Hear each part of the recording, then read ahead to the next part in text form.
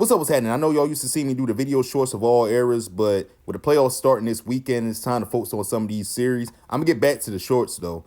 We're gonna talk about the Knicks and Pistons. They played this Saturday, nice 3-6 matchup. Pistons won the regular season series 3-1, but there was a lot of moving parts. Some players were healthy some games, and others. Cade Cunningham averages 30 against them this season too, so that's something to look out for. The Knicks, they're ninth in points per game in the NBA, averaging 115.8. Pistons are 11th, averaging 115.3. Pistons are 7th in rebounding, averaging 53 a game. The Knicks are 23rd in rebounding, averaging 50.9. Brunson averages 26 and 7. He's a playoff riser, so I'm not really worried about him. They have Asar Thompson that's going to guard him, but he's still going to get off because he elevates his game in the playoffs. Cat averaged 24 and 13 last season, but his playoff history in Minnesota isn't really that strong. He's going to have to step up. He just can't be floating on the perimeter. He has to be inside, outside threat for them to have a chance. But Isaiah Stewart guarded him pretty well in the last few matchups that they had against the Pistons. He can guard the perimeter. He can guard him off the dribble. And he's an underrated rim protector, too. I know everybody see the fight clips, but Beef Stew is really a good defender.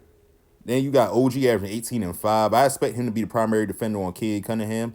I got to look to see if he was in all matchups. I know he wasn't at the last matchup they had last week where Cade had 36.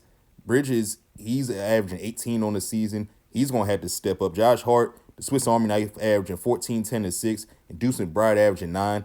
Like, I'm not sure we'll see much consistent production from Cam Payne, Precious Achua, and Landry Shamet.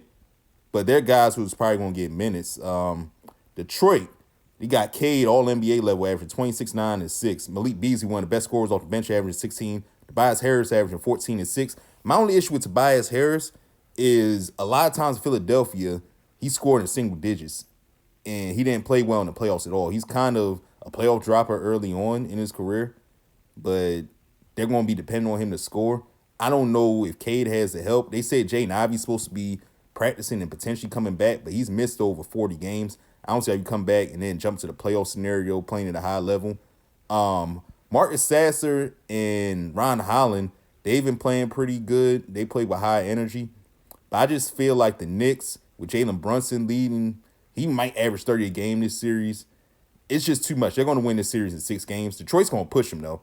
Shout out to JB Bickerstaff. Shout out to the Pistons tripling their win record. Bickerstaff probably should be coach of the year, but the fact they're even the 6th seed and got this far for 14 wins last year, that's super impressive. I just think the Knicks have a little too much talent offensively for them to lose this series. I'll be surprised. I definitely think Tibbs will get fired if they lose against Detroit in round 1. But I just think it's too much Jalen Brunson. Hopefully, Cat can be the 2010 guy and play at a high level to help out Brunson, because his playoff history really isn't as strong as his regular season numbers at all. But too much veteran experience on this Knicks team. I just think Detroit's too young, and they got to go through growing pains. But shout out to them. I just feel like the Knicks going to win in 6, in my opinion. And if you like this video, I have videos covering all eras, voicing over, doing stats and accolades. Follow me, I follow back and interact. Once again, I'm expecting Knicks and Pistons to go 6 games, but New York Knicks in 6.